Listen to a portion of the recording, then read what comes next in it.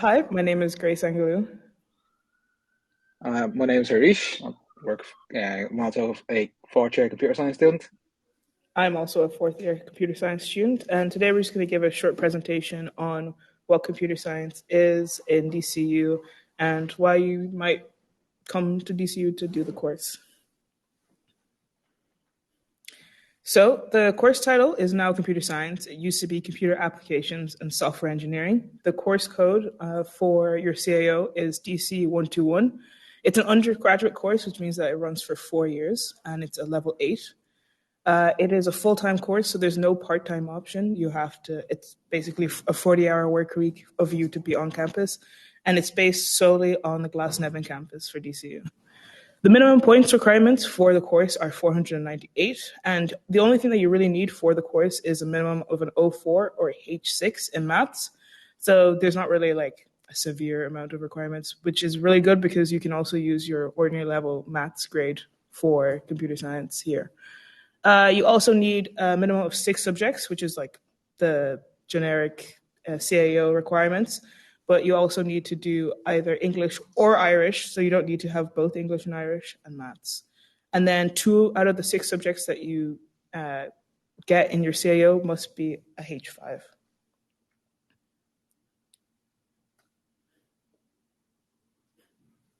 So, why should you pick this course? In my opinion, it's a really rewarding and exciting course. It's everybody knows computer science is kind of like the way of the world right now. It's the future, and so there's a lot of exciting careers and like different things that you can do with the course. It opens up like such a big world of opportunities, and in this course at least, it's very hands-on. You get to do a lot in the course. You get to make projects. You get to use what you're learning in class practically. It's like you have the option to be able to make your own projects. You can be creative, and you're never really held back by what like by the course. You're allowed to express yourself, and you're constantly learning every single day. So the course, like I said, is split up into 4 years. So it is split up into 2 semesters per year. So you'll have semester 1 in the first half of the year and semester 2 after Christmas. So, for example, in first year, you have computer systems, which is all about how different systems work in a computer. You have web design, which is building websites. You'll learn HTML, CSS, JavaScript. You have computer programming 1, where you'll learn your first programming language, Python. You have problem solving, creativity, and critical thinking, which is all about how to think outside the box. And then you have your first math course, which is IT mathematics. Then in semester 2, you have your second part of your maths course. You have digital innovation management and enterprise, which is kind of like a business course where you get different lecturers to come in and talk to you about what they do. You have computer programming 2, where you continue on with Python. You have networks and internets, which is all about learning how networks work, how communication between devices work. And then you also have introduction to operating systems, which is learning how like Windows, how iOS, all these different type of operating systems work. Then in your second year of the course, you have systems analysis, which is like kind of like a continuation of computer systems, but it's analyzing how these systems work in a more in-depth way. You have introduction to databases, which is all about how databases work, how to store data, like the basic introduction of that. Probability and statistics is your second maths module, which is like it says, probability and statistics. You have computer programming 3, which is an extended, where you're going to be learning Java, which is your next programming language that you're learning. You have introduction to DevOps, which is just like basically how DevOps works and everything. And then you have systems programming, which is learning how to program and create different kind of operating systems. Then you have logic, which is another maths module, though it's more of like maths based in computers. You have operating systems, which is a continuation of your introduction to operating systems. You have software testing, which is learning how to build tests when you're making projects. You have computer programming 4, which is continuing on with like Java and all like different object-oriented programming languages, which you would understand when you do the course. You have full stack development, where you get to basically build a website and learn the whole development process of building something from start to finish. And then you have linear algebra, which is another maths module.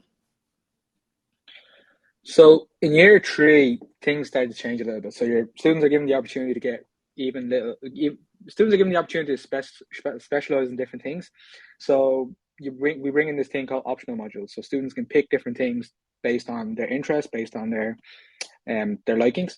So if you look at the semester one optional module, so semester one of third year, you have two options. You can either do all those modules you see there, or you have the option of going abroad for semester one. So the going abroad thing is a program called the Erasmus program. So what students do is you just apply, you say why you want to study abroad, and then you go off to a college in Europe. So we have students that went to Spain, we have students that went to Sweden, France, Switzerland, Austria, you name it. Every country there's been a student that's gone from DCU. So students go off to another university to do a semester there, and then they come back. In semester two, again, you have optional modules. So students have an option between communication skills, which is it's pretty much like junior cert English. It's like you're doing stuff like presentation skills, writing skills, essays. You're doing stuff that prepares you for like the other half of the semester. Then you do IT architecture. So IT architecture, you do that with engineers from industry. So there's a company called IBM. I'm not sure if you've heard of it. So engineers from that company would come in and do that module. So that stuff like how to come up with an idea and then make that a full-fledged application or a full-fledged service.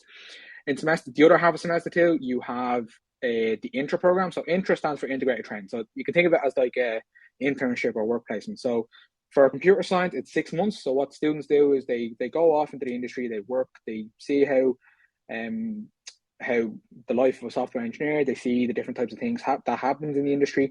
They learn everything. It's all paid for as well, so you're getting paid.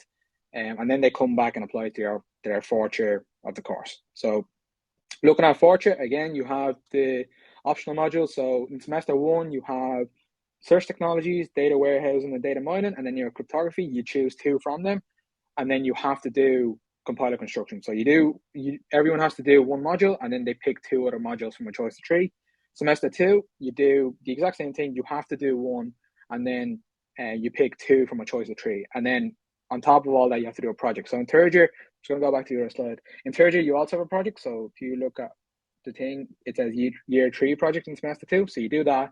And then year four, you have your final year project. So the way it works is you can think of your year three project as like the junior cert, and then the year four project as your leaving cert. So you take everything that you learn from your third year project, and then you go off on your work placement, you learn from there, you come back, you jam all that together, and then you put it into your final year project.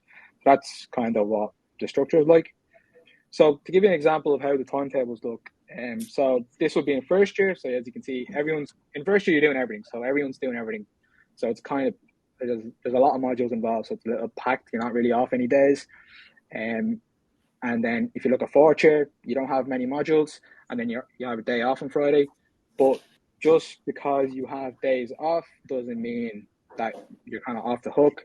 You have a day off and you have all those gaps because there's an equal amount of work for those days and for those gaps, because you have a project on top of that as well. And then career prospects, absolutely anything. If you look like going into the future, every company or every industry needs engineers, especially software engineers and pure scientists in one way or another. Like every company or every industry needs technology in order to function. Like let it be, I don't know, agriculture, healthcare, finance, aviation, everything needs technology. So, and you need people to maintain and to develop those systems. And then that's where computer scientists come in. So if you look at all those companies, a lot of our students either have interned with them or currently work with them. So that's only some of them. That's not all of them. There's like an infinite amount of companies and jobs that you can get out of doing this program. So that's pretty much it from us. We're always there online if you have any questions. But if you have any questions right now, we'd be happy to answer them. So just have a question there. Is it more front or back end focused over the course? So it's a mix of both. So if you look at first year, I'll go back to the slides actually. If you look at first year, so in first year we have web design, which is more front end. So that's stuff like HTML, CSS, JavaScript. We don't really touch on it, but students kind of take the liberty of going outside of the course and kind of doing it, but it's not, we don't actually teach it in the course. But web design sets you up for that. And then if you look at the year 2 modules, you have the full stack development, which kind of brings in the front end you learn from web design, and then you learn back end in full stack. So you kind of jam them both together, and then you use that again and again. You use that in year 3 for your projects, and then you use that in year 4 for your projects. So it's a mixture of both. So DCU, we have just, I suppose, might as well touch on it. In DCU, you have computer science, then you have computing for business, and then you have data science. So computer science, you're pretty much doing everything. So it's like, it's technical, it's practical. What I like to say is computer science is, officially you're getting a science degree, but unofficially it's a business, it's a science, and it's an engineering degree because you're doing a lot of things. So you're it's a very technical but yet practical practical course. On the other hand, you have computing for business. Computing for business is very similar to computer science, but it's more business focused or business oriented. So you're doing stuff like how businesses use technology, what type of technology do they use, why do they use them, how much does it cost them, how do they protect their data, what type of data they need, how are they going to get data, what's good data, what's bad data, how do they protect their system, stuff like that. So it's very business oriented. And then data science is very much data focused. So what can you do for information? Where do you get information? What's good information? What's bad information? Do I need this information? If I don't need it, why don't I need it? Stuff like that. So when it comes to jobs, computer scientists are pretty much everything. So that's stuff like software engineers, software developers, app developers, game designers, and product owners, stuff like that. Computing for business is more about analysts, business analysts, consultants, stuff like that. And then data science would be like data scientists, they'd be artificial intelligence scientists, they'd be data engineers, stuff like that. So they're all very similar, but different at the same time. Yeah. My favorite part of the course was probably in third year where we had UI, UX, because that's what I want to do. But also it gave me all the skills to like know that's what I want to do. And also like for our final year project, I'm using a lot of those skills as well. I guess that'd probably be my favorite part of the course. My favorite part is because we're doing it, is the software design principles. So in fourth year, so that's anyone listening, in fourth year, you do this module called Software Engineering Process Principles and Methods. So basically, it's about, you learn about everything that's not programming. So that's stuff like the different processes. So stuff like how do you manage your team, how to control the cost involved with coming up with an application or service, how do you protect your services, stuff like that, pretty much anything that's not programming related. So it's very interesting. It's it's a lot to learn. I mean, if we have no more questions, I think we can wrap it up then. I think we can, yeah. Yeah. Thank you so much for listening. I hope you have a great day. Anyone ever have any questions after this, you can always pop on to the Unibuddy. Yeah. This one here. So if you go on to the DCU computer science page, you'll find both of our links there, so you can chat with either one of us anyway. Yep. Right. Thank you. Thank you. Bye.